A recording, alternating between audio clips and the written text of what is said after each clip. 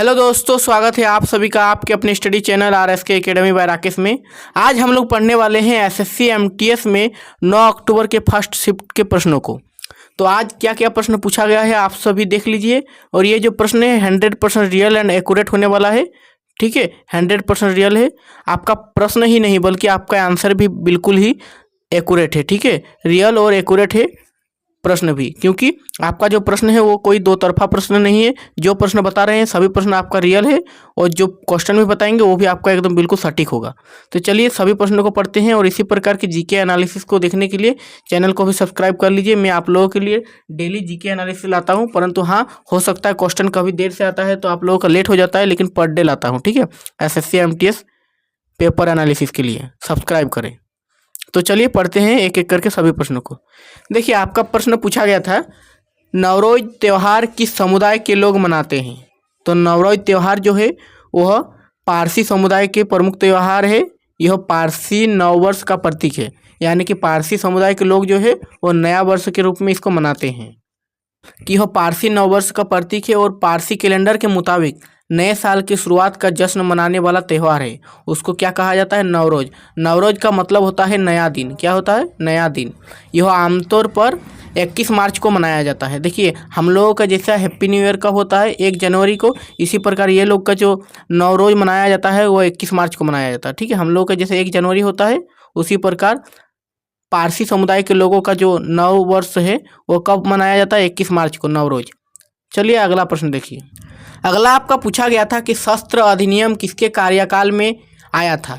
तो शस्त्र अधिनियम जो है वो किसके कार्यकाल में लागू किया गया था? तो वह लागू किया गया था ब्रिटिश भारत के वायसराय लॉर्ड लिटन की दमनकारी नीतियों में। एक और प्रमुख कार्य थी जो कि भारतीय शस्त्र अधिनियम 1878 था। सन 1878 में ब्रिटिश पार्लियामेंट द्वारा पारित 11वें अधिनियम के अनुसार किसी भारतीय नागरिक के लिए बिना लाइसेंस शस्त्र या हथियार रखना अथवा उसका व्यापार करना एक दंडनीय अपराध बन गया। आगे देखिए, अगला प्रश्न आपका पूछा गया था कि हंसाने वाली गैस का नाम क्या है, यानी कि आपको पूछा गया था लाफिंग गैस। तो लाफिंग गैस क्या होता है आप सभी को पता है, नाइट्रस ऑक्साइड होता है लाफिंग गैस। तो इसका राइट आंसर क्या हो जाएगा? Nitrous oxide, N2O। आगे बढ़ते हैं नेक्स्ट प्रश्न की ओर। अगला प्रश्न आपका क्या था कि संविधान का अनुच्छेद 356 किससे संबंधित है। तो संविधान का जो अनुच्छेद 356 है वो राष्ट्रपति शासन से संबंधित है। और ये क्या कहता है कि किसी भी राज्य में अगर कोई भी मंत्री या मुख्यमंत्री को हटा दिया जाए, ठीक है, मंत्री पद पर नहीं हो,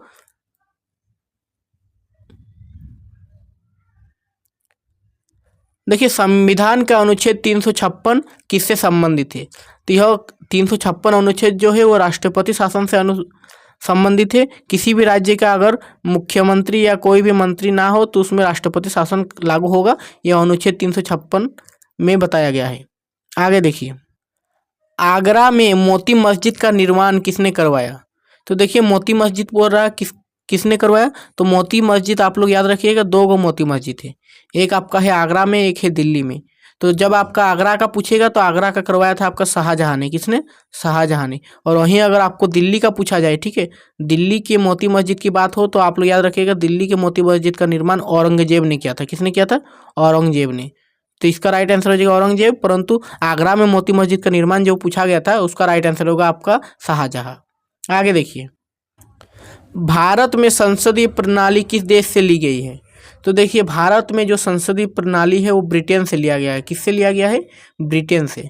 संविधान की संसदीय प्रणाली को ब्रिटेन से लिया गया है। अगला प्रश्न देखिए, अगला प्रश्न आपके सामने है शशि थरूर को 2023 में किस समिति का पदभार मिला, यानी कि उसको कौन सा मंत्री बनाया गया है। तो उसको बनाया गया है आपका विदेश मामलों की अस्थायी समिति का अध्यक्ष, यानी कि एक्सटर्नल अफेयर्स में। तो आप लोग पढ़ लीजिए डिटेल। वरिष्ठ कांग्रेस नेता शशि थरूर विदेश मामलों की अस्थायी समिति की अध्यक्षता करेंगे, जबकि पंजाब के पूर्व मुख्यमंत्री चरणजीत सिंह चन्नी कृषि संबंधी संसदीय समिति की अध्यक्षता करेंगे। कोरापुट से 2 बार सांसद रहे सप्तगिरी शंकर उलाका ग्रामीण विकास संबंधी समिति की अध्यक्षता करेंगे और राज्यसभा सांसद दिग्विजय सिंह शिक्षा संबंधी अस्थायी समिति की अध्यक्षता करेंगे। आगे देखिए, अगला प्रश्न क्या पूछा गया है, लद्दाख में बारिश किस स्तर पर होती है।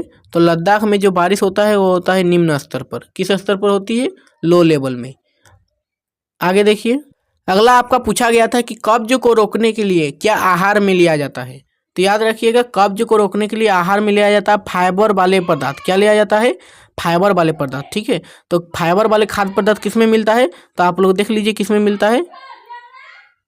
संतरा, अनानास, जामुन, आम, एवोकाडो, पपीता जैसे फलों में मिलता है। और सेब, नाशपाती, अंगूर, ब्लैकबेरी, रास्पबेरी, बीन्स, इन सभी चीज़ों में क्या मिलता है? कब्ज वाले पदार्थ मिलते हैं। ठीक है, देखिए आपको अगला प्रश्न पूछा गया था कि कब्ज को रोकने के लिए क्या आहार में लिया जाता है। तो देखिए, कब्ज से राहत पाने के लिए ज़्यादा से ज़्यादा फाइबर वाले खाद्य पदार्थ को आहार में लिया जाना चाहिए। ठीक है, तो खाद्य पदार्थ किस में मिलता है? फाइबर में। तो आप लोग देख लीजिए फाइबर वाले खाद्य पदार्थ कौन कौन से हैं। तो आप लोगों को ज़्यादा से ज़्यादा क्या खाना चाहिए?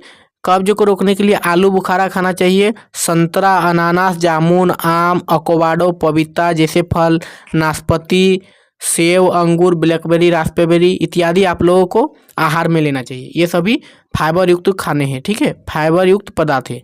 चलिए अगला देखिए, रोशनी कुमारी किस नृत्य से संबंधित है। तो रोशनी कुमारी जो है वो कथक नृत्य से संबंधित है। आप लोग देख लीजिए, रोशनी कुमारी फकीर मोहम्मद भारतीय शास्त्रीय नृत्यांगना, अभिनेत्री और कोरियोग्राफर हैं, जिन्हें भारतीय शास्त्रीय नृत्य कथक में सबसे अग्रणी माना जाता है। वह जयपुर घराने का अनुसरण करती है और कथक को बढ़ावा देने वाली अकादमी नृत्य कला केंद्र मुंबई की संस्थापक है। तो देखिए, आपको यह भी पूछा जा सकता है नेक्स्ट किसी शिफ्टों में कि रोशनी कुमारी जो है वो कथक से संबंधित है, तो वो किस घराने से संबंध रखती है। तो याद रखिएगा, जयपुर घराने से। किस घराने से? जयपुर घराने से। और उसने किसका स्थापना किया है? तो वह स्थापना किया है नृत्य कला केंद्र मुंबई। ठीक है, क्या किया है? कथक को बढ़ावा देने वाली एकेडमी नृत्य कला केंद्र मुंबई की संस्थापक है। आगे देखिए, अगला प्रश्न देखिए, गेहूं उत्पादन में अग्रणी राज्य कौन है। तो गेहूं जो उत्पादन में सबसे अग्रणी राज्य है वो कौन है, देख लीजिए आप लोग। तो इसका राइट आंसर हो जाएगा आपका उत्तर प्रदेश। ठीक है, और दूसरा नंबर पे जो गेहूं उत्पादन में आता है वो आपका आता है क्या? मध्य प्रदेश। ठीक है, क्या आता है? मध्य प्रदेश।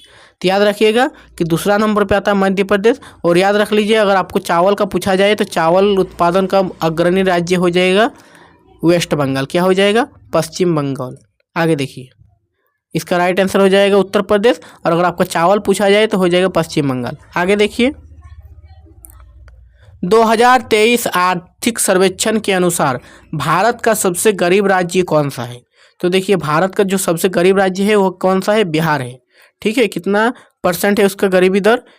51.91%। आगे देखिए, कृषि को गलत मानने वाला धर्म कौन सा है। तो कृषि को गलत मानने वाला धर्म जो है वो जैन धर्म है। कौन सा धर्म है? जैन धर्म। आगे देखिए, अगला प्रश्न आपका था, आमेर का किला किसने बनवाया। तो आमेर किले का निर्माण जो है वो राजा मानसिंह ने करवाया था। किसने करवाया था? राजा मानसिंह ने। देखिए, विस्तार से और भी पढ़ लीजिए इनके बारे में। इस किले के निर्माण से जुड़ी कुछ और बातें भी है। आमेर किला का निर्माण 16वीं शताब्दी में शुरू हुआ था। इस किले को बनाने में करीब 100 साल लगे थे। कितना साल लगे थे? 100 साल।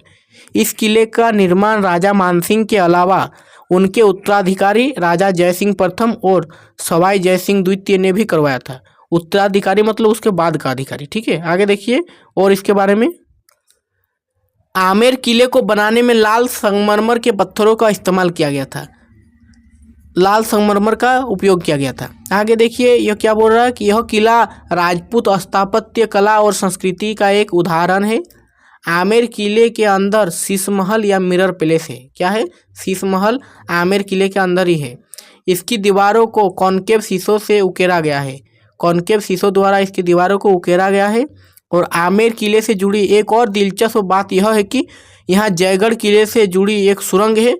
यह सुरंग 2 किलोमीटर लंबी है। इससे युद्ध के समय में राजा को सुरक्षित तरीके से निकालने के लिए बनाया गया था। ठीक है, समझ गए। अब देखिए अगला क्वेश्चन आपके सामने है, भारत में वस्त्र उद्योग को रोकने के लिए अंग्रेजों ने कौन सा अधिनियम लागू किया था। तो देखिए, वस्त्र उद्योग को रोकने के लिए केलिको अधिनियम लागू किया था। कौन सा अधिनियम लागू किया गया था? केलिको अधिनियम।